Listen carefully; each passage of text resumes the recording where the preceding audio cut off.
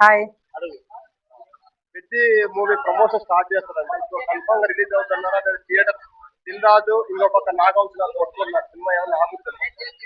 నేనైతే నిజంగా అంటే హ్యాపీగా అనిపించింది. ట్రైలర్ వస్తుంది, సినిమా కూడా మనకి టైటిల్ సారీ డేట్ అనౌన్స్ చేశారని చాలా ఆనందంగా ఉండింది. ఈ లోపలే మళ్ళీ నాగవంశీ గారు దిల్ రాజు గారు కొట్టుకుంటున్నారు థియేటర్స్ విషయంలో. అసలు అనవసరంగా కొట్టుకుంటున్నారు. ఏ థియేటర్ బాగుంటుందో మాకు తెలుసు ఆడియన్స్ గా. ఆయన ఏమైనా వచ్చి చూసాడా నాకు అర్థం కావట్లేదు. వచ్చి చూసి మాట్లాడితే బాగుండదు. ప్రతి ఒక్క సినిమాకి మేము వెళ్ళి శ్రీరామ్ థియేటర్ కి, గోకుల్ థియేటర్ కి, ఏషియన్ 3 తిరుగున్నాము. ఏషియన్ లో ఉన్న ఎలుకలు శ్రీరాములో ఉండవు. అర్థమవుతుందా? థియేటర్ విషయంలో వీళ్ళు గొడవలు పడుతున్నారు. ఫస్ట్ ఎన్నికలు తరవండి ఏషియన్ లో, తర్వాత నాగవంశీ గారు మీరు ఏమైనా ఫైట్ చేయండి, అది వేరే విషయం. కానీ ఇది కరెక్ట్గా పెద్ద అప్పుడే ఎందుకు గుర్తొచ్చిందో నాకు అర్థం కావట్లేదు. అంటే నేను ఏమంటానంటే రంగస్థలం అప్పుడు కూడా కొన్ని ఇష్యూస్ వచ్చినాయి. అప్పుడు సేమ్ అలానే కొన్ని ఇట్లా డిలే చేయడం అలా చేయడం చేస్తా ఉన్నారు రామ్ చరణ్ గారి మూవీ అప్పుడు.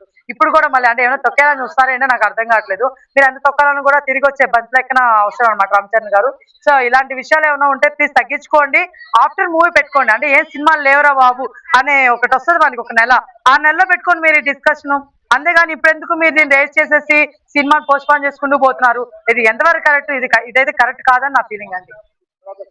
ప్రమోషన్ నార్త్ ఇండియా నుంచి స్టార్ట్ చేస్తారు. సో దాని గురించి నార్త్ ఇండియా నుంచి స్టార్ట్ చేస్తా అంటున్నారు. బట్ ఏదేమైనా సరే అంటే మన వాళ్ళ ఫీలింగ్ ఏంటంటే ఫస్ట్ అక్కడి నుంచి తెచ్చుకున్న హైప్ అని. ఎందుకంటే మన దగ్గర ఆల్రెడీ హైపే కదండి, రామ్ చరణ్ గారు అంటేనే హైప్ మనకి.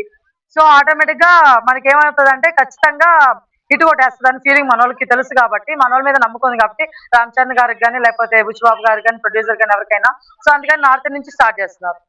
సో ఇప్పుడు అఖండ నుంచి మొదలైన సినిమా పోస్ట్ పోన్ సినిమా ఆగిపోవడాలు కంటిన్యూ పెడతాను. నిన్న వేరే పనులు కూడా పోస్ట్ పోన్ అయింది. సో ఈ సినిమా అయితే కనుక మరి ఎటువంటి ఇబ్బందులు లేకుండా అవుతాను. ఖచ్చితంగా అవ్వాలని కోరుకుంటున్నాను. అవుతుందా అంటే మాత్రం ఖచ్చితంగా డౌటే కొడుతుందండి.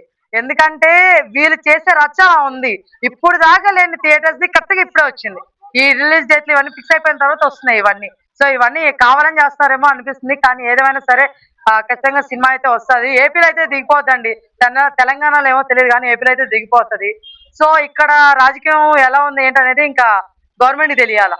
ప్రతి సినిమా ఈ సినిమాని కాదండి, అక్కడ 2 అయిపోయిందా, ఎన్ని సినిమాలు అయిపోతున్నాయి ఈ మధ్య కాలంలో. ఎప్పుడు లేని ఇష్యూస్ అన్ని ఇప్పుడే వస్తాయండి ఈ మధ్య. అది సినిమాల మీద ఎందుకు ప్రభావం పడుతుందో నాకైతే అర్థం కావట్లేదు.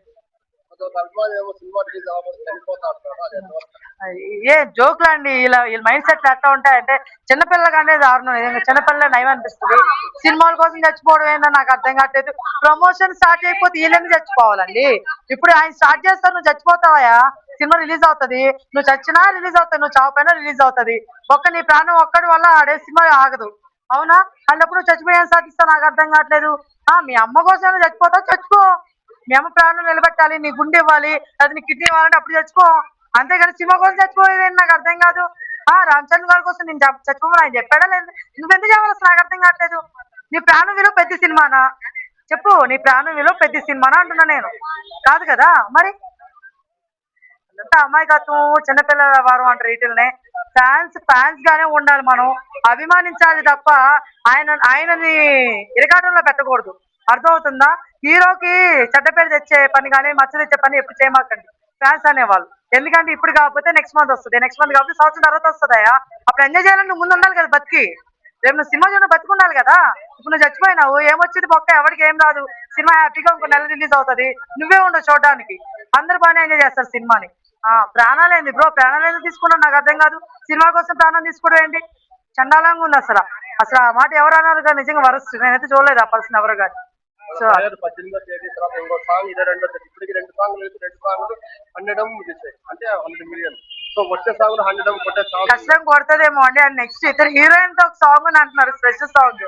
రామ్ చరణ్ గారిని ఎప్పుడు చూడని వేళ తీసుకెళ్తున్నారు ఆయన్ని. నిజంగా అంటే హనుమాన్ గెటప్ కానీ, అది అవ్వడం కానీ, ఆ బాడీ కానీ వేరే లెవెల్ చూపించారు అసలు. అంటే రామ్ చరణ్ గారిలో ఇలాంటి కోణంలో ఆయన మనం చూడగలుగుతామా అన్న వే బుచ్చిబాబు గారు తీసుకొస్తున్నారు చూడండి, దాన్ని హెల్ప్ చెప్పాలి నిజంగా. సో ఖచ్చితంగా సాంగ్స్ ముందొచ్చే సాంగ్స్ కూడా అదిరిపోతాయి, దాంట్లో ఎటువంటి డౌట్ లేదు. ఎందుకంటే ఏఆర్ రెహమాన్ గారు అని మీకు తెలిసిందే, ఇచ్చి పడేస్తారు. అది మ్యూజిక్ కావచ్చు, బ్యాక్గ్రౌండ్ మ్యూజిక్ కావచ్చు, సాంగ్స్ కావచ్చు, ఏదైనా సరే. సో ఆయన మంచి హిట్ కొడతారు ఖచ్చితంగా. బ్యాక్గ్రౌండ్ కూడా అదిరిపోతాయి అనుకుంటున్నారు స్కోరు. సో ఏదైనా రామ్ చరణ్ గారికి ఆల్ ది బెస్ట్ అండి. నిజంగా హిట్ అవ్వాలి, అనుకున్న టైంకి రిలీజ్ అవ్వాలని కోరుకుంటున్నాను.